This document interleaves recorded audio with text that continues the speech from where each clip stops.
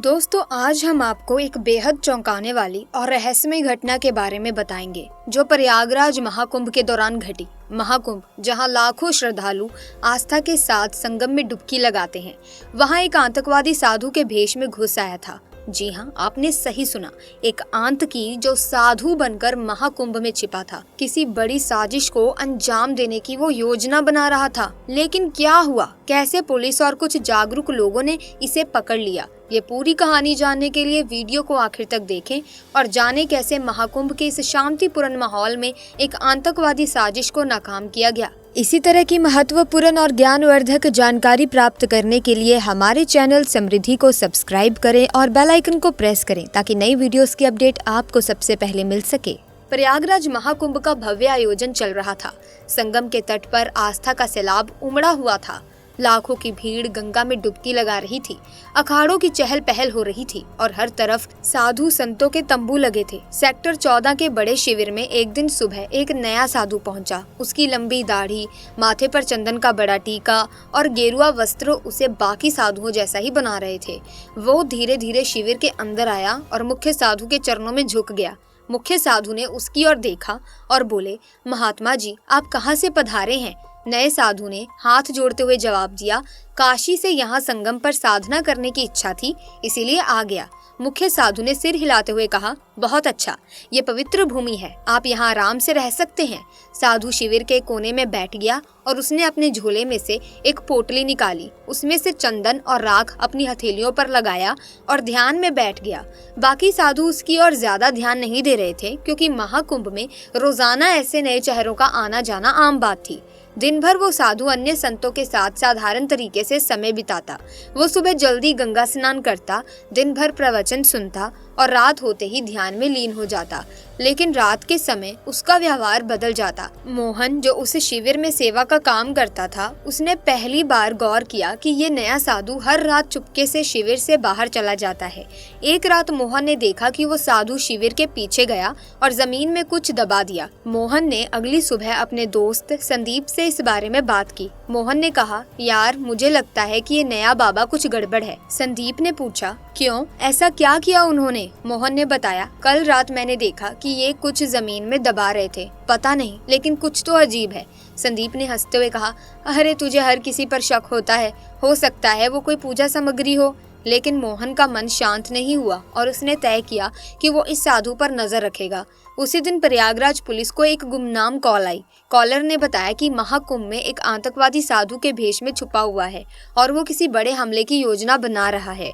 ये सुनकर पुलिस तुरंत सतर्क हो गई। इंस्पेक्टर जगजीत वर्मा, जो महाकुंभ की सुरक्षा के प्रमुख थे, उन्होंने अपनी टीम को अलर्ट कर दिया। इंस्पेक्टर ने कहा, हमें हर शिविर की जांच करनी होगी। इसके बाद पुलिस ने सभी शिविरों की गुप्त निगरानी शुरू कर दी थी और खास तौर पर नए चेहरों पर नजर रखी जा रही थी।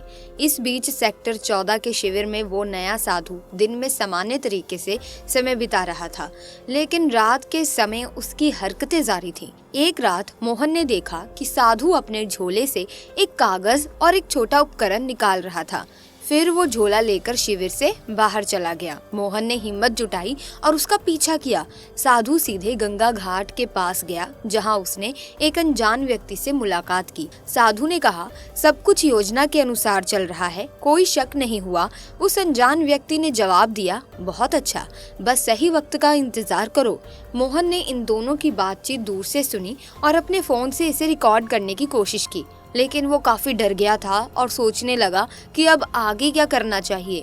अगले दिन मोहन ने ये बात मुख्य साधु को बताई। मोहन ने कहा, महाराज, वो साधु कुछ गड़बड़ कर रहा है, मैंने उसे कल रात किसी अजनबी से बात करते देखा।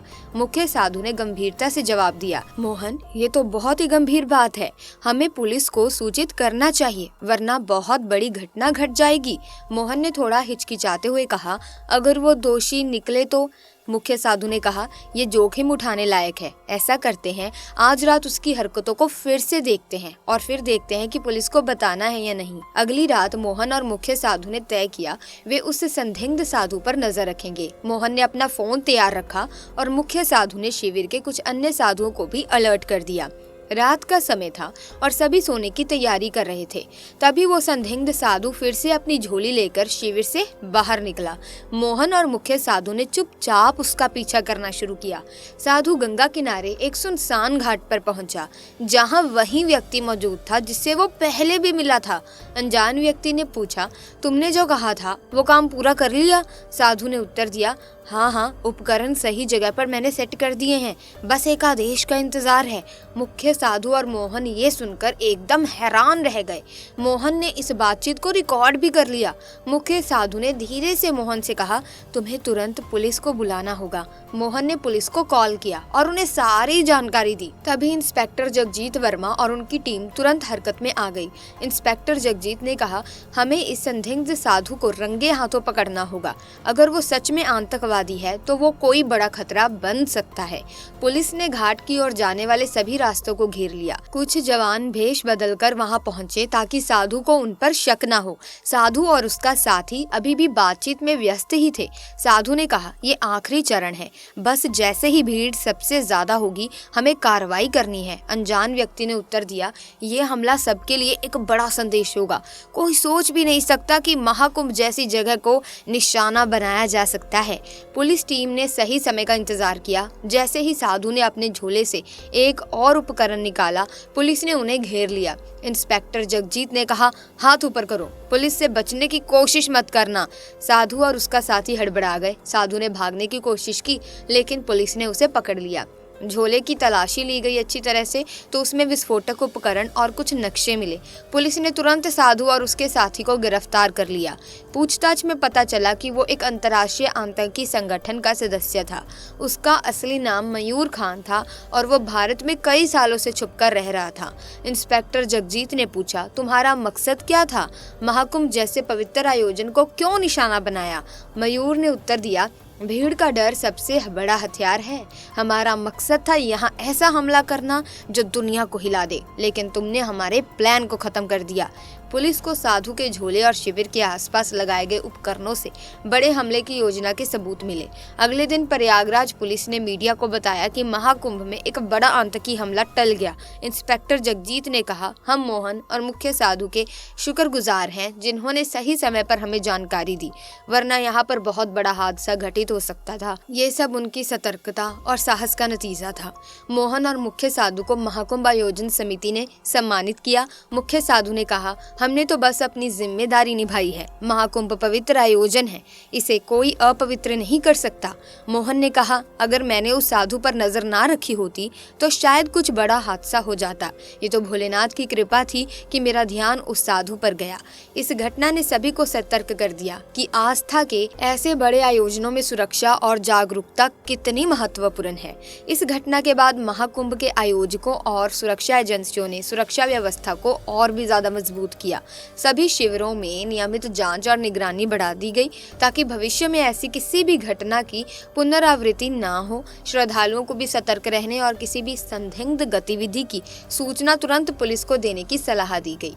ऐसी हरकतें बिल्कुल नजरअंदाज नहीं की जानी चाहिए, चाहे आप वहां पर दर्शन करने गए हों या वहां पर आप सुरक्षा का कार्यभार देख रहे हों या फिर साधु संत हों। हमें हर जगह सतर्क रहना चाहिए। महाकुंभ जैसे विशाल आयोजनों में सुरक्षा चुनौतियां हमेशा रहती हैं, लेकिन प्रशासन और जनता के सहयोग से इन चुनौतियों का सफलतापूर्वक सामना किया जा सकता है। इस बात को हमें समझना चाहिए। इस घटना ने यह साबित कर दिया कि सतर्कता और सामूहिक प्रयासों से बड़े खतरों को टाला जा सकता है। प्रिय दर्शकों, यदि आपको हमारी आज की ये चमत्कारी वीडियो अच्छी लगी तो आप इस वीडियो को लाइक जरूर करें। इसी तरह की और वीडियोस देखने के लिए आप हमारे चैनल को सब्सक्राइब करके बेल आइकन को प्रेस कर सकते हैं, ताकि तमाम इसी तरह की वीडियोस की अपडेट आपको समय समय पर मिलती रहे। और हाँ, अपने दोस्तों के साथ इस वीडियो को शेयर करना बिल्कुल मत भूलना, क्योंकि दोस्तों ये जो जानकारी इस वीडियो में दी गई है ये आपको और भी सतर्क और सावधान बनाती है, ताकि आप कहीं भी कभी भी किसी ऐसे बड़े मेले में जाएं जहाँ पर बहुत ज्यादा भीड़ होती है तो इन छोटी छोटी बातों का आप ध्यान रख के बड़े हादसे रोक सकते हैं। सो फिलहाल के लिए बस इतना ही। महादेव के भक्त कमेंट सेक्शन में हर हर महादेव जरूर लिखें। धन्यवाद।